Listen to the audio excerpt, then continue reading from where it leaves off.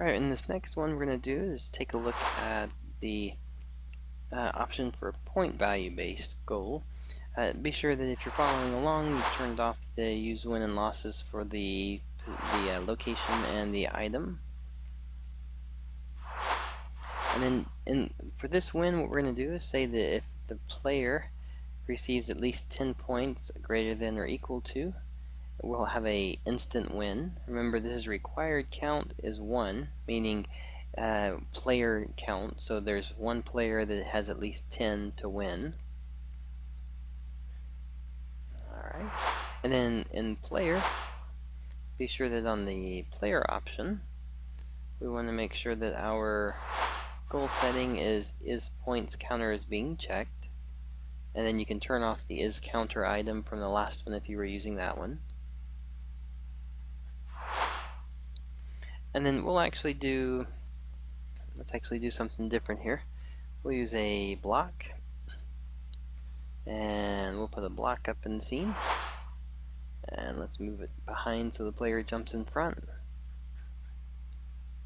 And we'll turn off the collider,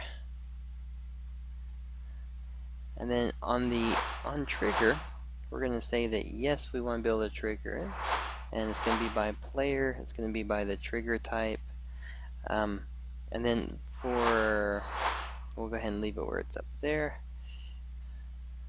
And when the player triggers this item, we're going to say that you get points. So we'll say you get 12 points for it. Alright, so then of course by getting the 12 points, actually we'll leave it off so it can be multiple.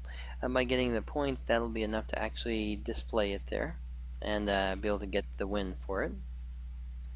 Alright. And let's go ahead and play on this one.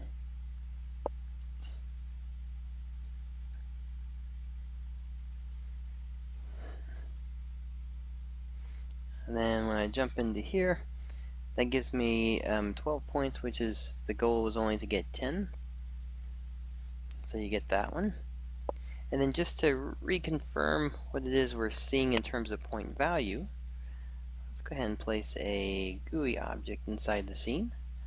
And I'm just going to tag the GUI object onto the player with the watcher brush. And then using the watcher brush, we'll just go down to the watcher values here. And we're just going to say that it is going to check on players, let's see, I think it's going to be point value total, should be the right value for it. And we'll check it with the text side and turn off the fading. Alright, so it should start with a 0, and either 0 or blank, and it'll just have the player actually starts with 4.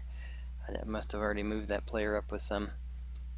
And then when we hit it, we get the extra, which was 12, and actually it was the 10 on that to give us the 14, and then 16. Alright, very cool. Well, that's going to give us the values on that one, and again, that's the nothing happening here. It's only going to happen when the player hits there.